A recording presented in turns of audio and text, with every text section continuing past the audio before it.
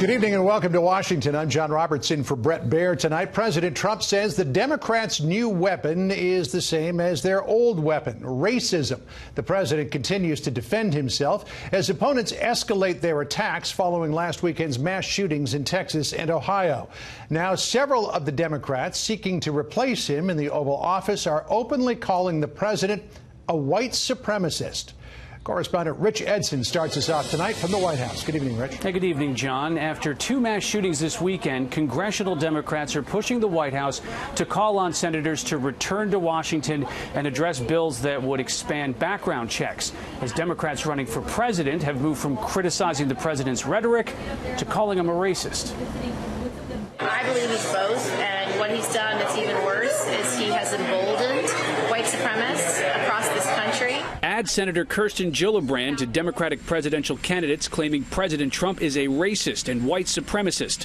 She joins former Congressman Beto O'Rourke and Senators Bernie Sanders and Elizabeth Warren. Campaigning in Iowa, Warren told the New York Times, quote, "He's done the wink and a nod.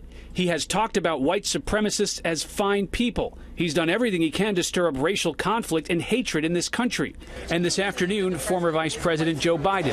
I believe everything the president says is done encourages white supremacy, and I'm not sure there's much of a distinction. President Trump says Democrats are running a predictable, tired play. He referenced Congresswoman Alexandria Ocasio-Cortez's accusation last month that House Speaker Nancy Pelosi singled out newly elected women of color, and tweeted, quote, "The Dems' new weapon is actually their old weapon, one which they never cease to use when they are down or run out of facts, racism. They are truly disgusting." Less than a week after a mass shooting in El Paso, investigators are treating as a domestic terrorism case, and another in Dayton, Democrats and Republicans are again discussing solutions to gun violence. The larger point, frankly, here is that we need to find ways to legislate together. And the president's leadership on taking real steps on background checks will be critical. The mayors of El Paso, Dayton, and more than 200 other cities have written Senate leadership, asking them to call senators back to Washington to consider a pair of House-passed bills that expand background checks.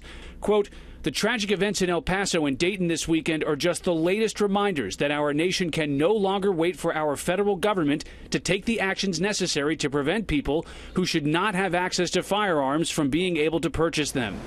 National Rifle Association CEO Wayne LaPierre has just released a statement. He says the NRA opposes any proposal that infringes on the rights of law-abiding Americans, and he says anything politicians are discussing now would not have prevented the shootings from this past weekend. John? And Senate Majority Leader Mitch McConnell saying that background checks will be front and center when Congress comes back. We'll see. Rich Edson at the White House tonight. Rich, thanks.